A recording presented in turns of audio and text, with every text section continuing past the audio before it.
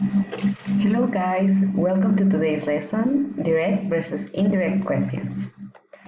We're going to start with these questions. So tell me guys, what do you think? Is there an appropriate way to ask questions? Or does culture influence in the way we ask questions? Maybe we can discuss this in class. But for now, I'm going to tell you that in English, there are two ways to ask questions. And we have the direct and indirect questions, and we're going to analyze both of them, and then maybe you can try to think of the difference between them, the pragmatic difference. So as you know, direct questions are sentences that finish with a question mark. We use them in everyday situations. For example, what is your name? Why do you want this job? How much do you earn? When did you see the advertisement? How long have you lived there? And where will you work next year? Okay, so something else that we need to point out is that all the informal questions start with an auxiliary. So in the case of the first one is the verb to be. Then the second one is the auxiliary do, as the same case with the third one. And the auxiliary in the fourth is did. Then we have the auxiliary have, and finally will.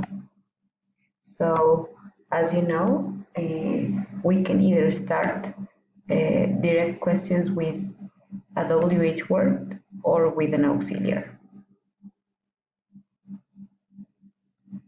Okay, then.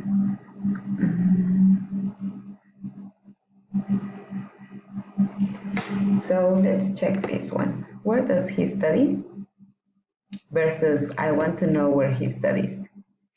One of these is the formal one and the other one is informal. So where does he study is a direct question, and this is used in informal situations, whereas I want to know where he studies is the indirect question, and that is mainly used in informal situations.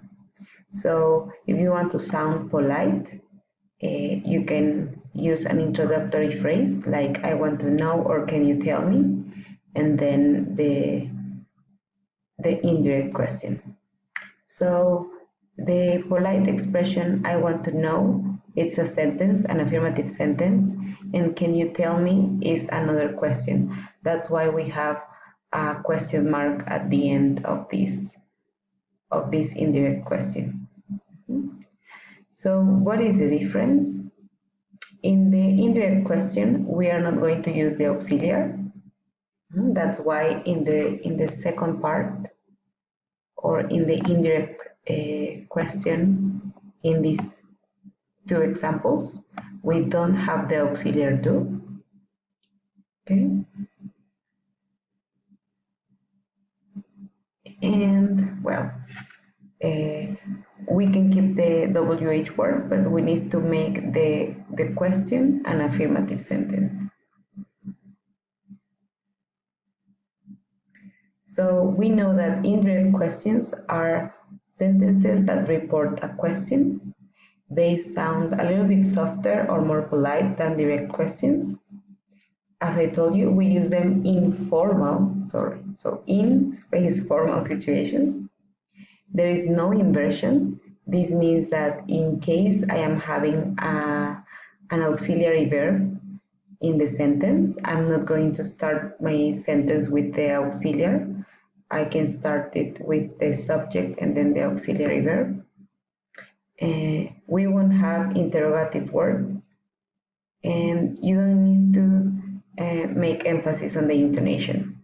And an indirect question consists of two parts: the polite expression and the question that has changed into an affirmative statement. Okay.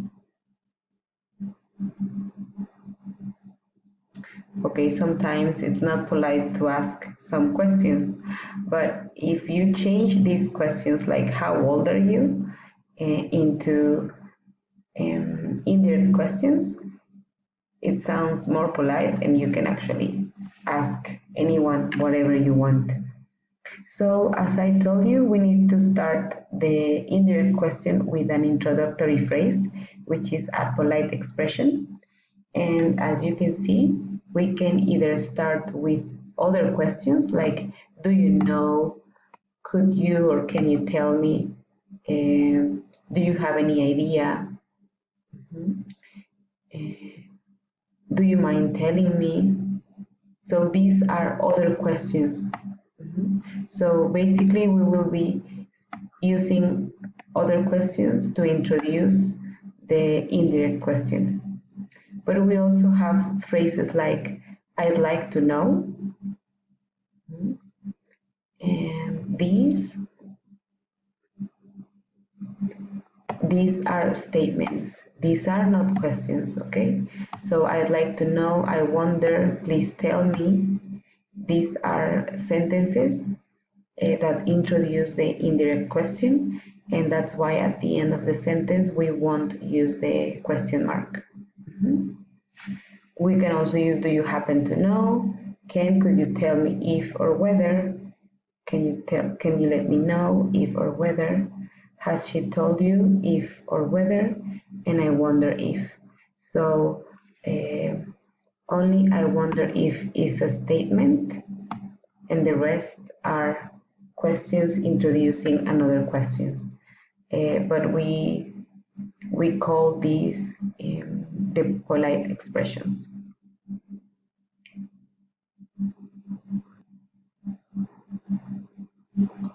Okay. So these are examples of indirect questions. Do you know what the answer is? Instead of what is the answer? Do you know where the post office is? Instead of where is the post office? Could you tell me if it's okay to use mobiles here? Instead of is it okay to use mobiles here? Do you know how much it costs? Instead of how much does it cost? I'd like to know how much it costs instead of how much does it cost? I wonder who knows him instead of who knows him. Well, since this is a subject question, we are not using an auxiliary verb in the direct question. Then I wonder if or whether they are expensive instead of are they expensive? And I wonder if she likes me instead of does she like me, right? Okay, so in the indirect question, we omit the auxiliaries do, does, and did. For example, what do you want? We eliminate do, and then we will have, can you tell me what you want? What you really, really want? If we are having a yes-no question, we are going to start the indirect question with if or whether. So an example is, have you seen the teacher? The indirect question is, could you tell me if you have seen the teacher? So in this case, we don't have an auxiliary verb. Well, we have this auxiliary of the present perfect tense. So we don't need to eliminate this, we just need to change the order, right? So remember that you have to make your indirect question an affirmative sentence. Okay. If you have a direct question with a WH word, you have to start your indirect question with the WH word. So first, the polite expression, in this case, could you tell me? Then the WH word, and then the indirect question keeping the word order of an affirmative sentence. Okay, so this is what you have to do. These are the steps that you need to follow in order to change a question into indirect question. So first you need to add the polite expression. In case you are having an auxiliary that you need to keep like the verb to be or the auxiliary have in the perfect tenses, you need to move the auxiliary after the subject, or in case that you have an auxiliary like do, does, or did, you need to delete it. Okay, then you need to see if you have a yes no question, you will have to add if or whether, but if you have a WH question, you will have to add the WH word before the indirect question. That is now a statement. For example, are the students paying attention? I wonder if the students are paying attention. So I put the verb to be at the after the subject. The subject is the students, and I start my indirect question with the word if. Then, do you have my email? Could you tell me if you have my email? In this case, I need to eliminate do because I don't need it in the affirmative sentence. So my indirect question goes, could you tell me if you have my email?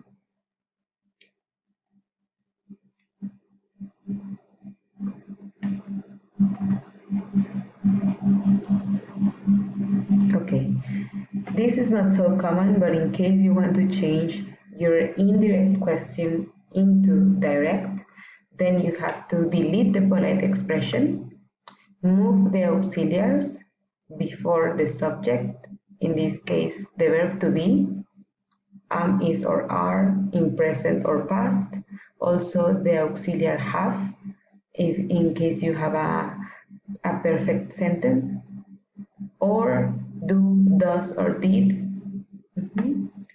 when necessary. Okay, so do, does, or did should be added if it's necessary. And the examples are these. Could you tell me where the police station is? So where is the police station? And I'd like to know if you love me. I'd like to know goes away because that is the polite expression. Then we eliminate if and we add the auxiliary. Do. Okay, so let's practice a little bit. Could you please pause the video and change these direct questions into indirect questions? Okay. I suppose that you did that, so now we're going to check your answers. So where is the restroom? Could you tell me where the restroom is? Did you finish the report?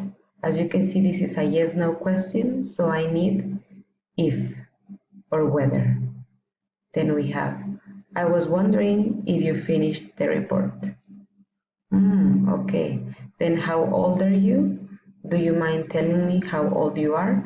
As you can see, this is a WH question because I'm starting my question with the WH phrase, and I start my indirect question with the same phrase, how old?